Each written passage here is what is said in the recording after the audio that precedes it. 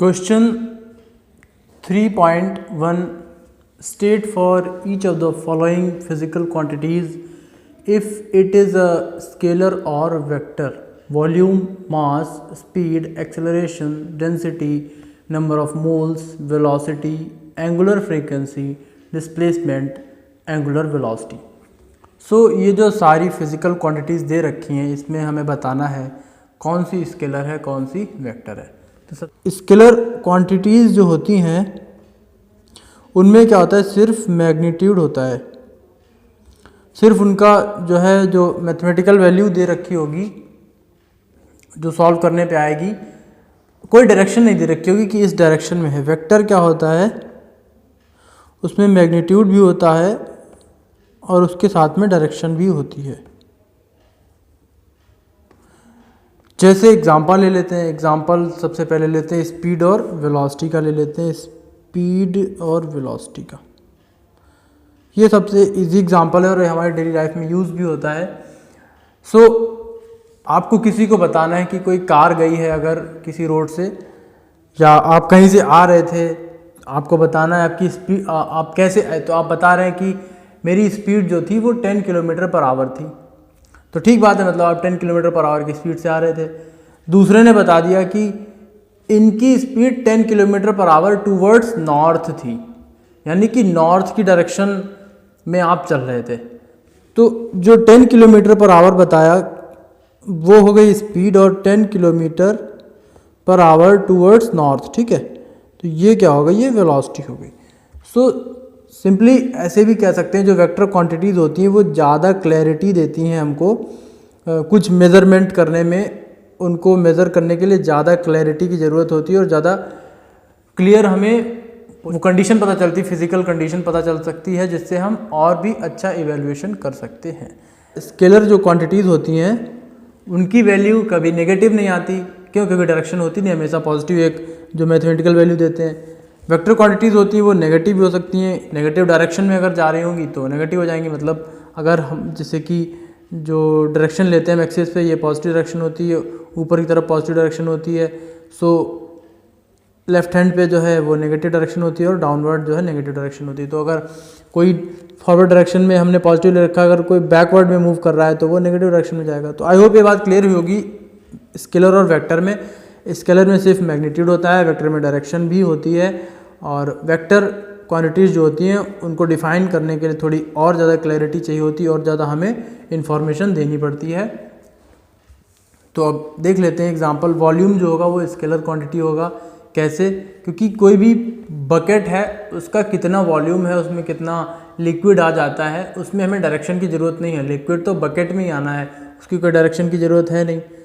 अच्छा, एक बात और इम्पॉर्टेंट है यहाँ पे. जैसे मैंने आपको स्पीड का बता दिया, अगर फोर्स का भी बता सकते हैं कि आपने फोर्स यानी किसी की तरफ फोर्स लगाया है, कोई पुश किया है, तो वो भी कोई ना कोई डायरेक्शन में ही किया होगा. अगर आपने किसी की तरफ फोर्स लगाया है, कि आगे को फोर्स लगाया, पीछे को फोर्स लगाया, नीचे डाउनवर्ड डायरेक्शन में फोर्स लगाया, तो उसमें भी डायरेक्शन होगी. तो फोर्स भी क्या हो जाएगा, वेक्टर क्वांटिटी हो जाएगी. तो कुछ क्वांटिटीज़ तो हम प्रैक्टिकली जो हमारे डेली लाइफ में है वो हम बता सकते हैं, स्केलर हैं, वेक्टर हैं. अदरवाइज़ बहुत सारी क्वांटिटीज़ हम नहीं बता सकते. जैसे कि इलेक्ट्रिक फील्ड है, तो इसके लिए आपको लैब में जाना पड़ेगा, तभी आप इलेक्ट्रिक फील्ड की डायरेक्शन को पता कर पाएंगे. तो काफ़ी सारी क्वांटिटीज़ याद करनी पड़ेंगी कि ये स्केलर हैं या वेक्टर हैं. सभी जो है हमारे दिमाग में क्लिक नहीं करेंगी. क्योंकि वो हमारे डेली लाइफ में यूज नहीं होती हैं. तो अच्छा होगा कि चीज़ों को समझ लें, बेहतर है. जो ना समझ आए उनको याद कर लें, क्योंकि वो हमेशा यूज भी नहीं होती हैं, क्वेश्चन आंसर में यूज होनी है. तो वॉल्यूम तो समझ आ रहा है कि वॉल्यूम की कोई डायरेक्शन नहीं होगी, उसको तो एक पॉट की क्वांटिटी है.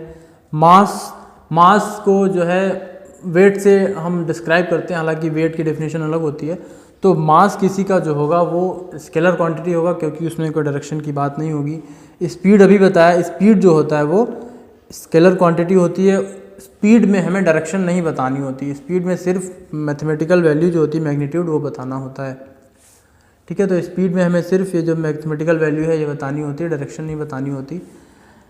एक्सेलरेशन जो होता है वो वेक्टर क्वांटिटी होता है. ठीक है, एक्सेलरेशन कैसे? एक्सेलरेशन की भी डायरेक्शन होती है. मतलब कि अगर पॉजिटिव जिधर की तरफ हम मूव कर रहे हैं, वेलोसिटी जिधर की तरफ है उधर की उसी डायरेक्शन, और हम जो है हमारी स्पीड कॉन्टिन्यूसली इंक्रीज करती जा रही है तो एक्सेलरेशन इधर की तरफ है, पॉजिटिव एक्सेलरेशन होगा।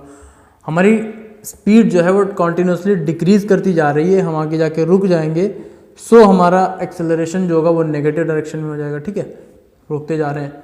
सो एक्सेलरेशन में भी डायरेक्शन होती है जो ये बताती है कि आगे जाके हमारा जो व्हीकल है वो रुकेगा या और तेज चलेगा, ठीक है। डेंसिटी स्केलर क्वांटिटी होती है, डेंसिटी इक्वल्स टू क्या होता है, mass upon volume. Number of moles scalar quantity, तो नंबर तो साफ अपने आप ही पता चल रहा है कि स्केलर क्वांटिटी होगी, यानी कि सिर्फ मैग्नीट्यूड की बात होगी, जितने नंबर उसमें जितने मोल होंगे वो से उसमें कोई डायरेक्शन होगी नहीं, वो सिर्फ उसको काउंट करके बता दिया जाएगा, तो वो भी स्केलर क्वांटिटी होगी। वेलोसिटी वेक्टर क्वांटिटी होगी। वेलोसिटी क्या होता है कि स्पीड और स्पीड की डायरेक्शन जब दोनों बता देंगे तब वो वेलोसिटी बन जाती है, तो वेलोसिटी जो है वेक्टर क्वांटिटी होगी। एंगुलर फ्रीक्वेंसी, ये भी नंबर की बात करता है। एंगुलर जो फ्रीक्वेंसी जो होती है वो होते हैं नंबर ऑफ टाइम्स कोई भी इंसिडेंट हुआ है, ठीक है, per unit time, per unit time. मतलब कि जैसे मोस्टली पेंडुलम में हमने देखा है, ठीक है, तो पेंडुलम कितना मूव कर रहा है, ठीक है, वो उसकी फ्रीक्वेंसी कितनी है, एक सेकंड में कितना मूव कर रहा है, एक जो है ऑसिलेशन इधर से इधर जाना फिर इधर आना। सो एंगुलर फ्रीक्वेंसी में भी नंबर की बात की जाती है कि कितने नंबर ऑफ टाइम्स कोई भी इंसिडेंट अकर हुआ है वो फ्रीक्वेंसी होती है। तो एंगुलर फ्रीक्वेंसी क्या हो जाएगी, स्केलर क्वांटिटी हो जाएगी। डिस्प्लेसमेंट वेक्टर क्वांटिटी होगा। डिस्प्लेसमेंट होता क्या है, डिस्प्लेसमेंट होता है शॉर्टेस्ट डिस्टेंस, ठीक है। तो फॉर एग्जांपल आपने ए पॉइंट से स्टार्ट किया, आप ए से गए बी तक और बी से फिर आ गए आप सी तक, वापस आ गए सी तक आ गए, तो पाथ लेंथ टोटल क्या होगा, वो होगा A B plus B C, ठीक है। पाथ लेंथ की वैल्यू क्या होगी, A B plus B C, ये पाथ लेंथ हो जाएगा। डिस्प्लेसमेंट क्या होता है, शॉर्टेस्ट डिस्टेंस, डिस्प्लेसमेंट होगी इतनी ए सी, ठीक है। तो आइधर ऐसे लिख लें, आइधर डायरेक्टली लिख लें ए सी जो आएगा वो डिस्प्लेसमेंट होगा, या हम कह लें ए बी, पहले ए बी गया और फिर बी सी वापस आया तो बी सी माइनस हो जाएगा, ठीक है, तो ये डिस्प्लेसमेंट हो जाएगा। आइधर ए सी कह लें या कह लें ए बी और माइनस बी सी, क्यों बी सी वापस आया। तो डिस्प्लेसमेंट क्या होता है, शॉर्टेस्ट डिस्टेंस। कई बार ऐसा भी होता है जैसे ऐसे गए तो पाथ लेंथ क्या हो जाएगा, A B plus B C, और डिस्प्लेसमेंट क्या हो जाएगा ए सी, ठीक है, ये डायरेक्शन, इस डायरेक्शन में जो मूवमेंट हुआ है। तो डिस्प्लेसमेंट में भी डायरेक्शन होती है, इसलिए वेक्टर क्वांटिटी जाएगी। एंगुलर वेलोसिटी, तो वेलोसिटी को सिंपली समझना, ज़्यादा कंफ्यूज होना नहीं। वेलोसिटी वेक्टर क्वांटिटी होती तो एंगुलर वेलोसिटी भी वेक्टर क्वांटिटी हो जाएगी। तो इसमें इस तरीके से हम चेक कर लेंगे क्या क्या स्केलर है और क्या क्या वेक्टर क्वांटिटी है।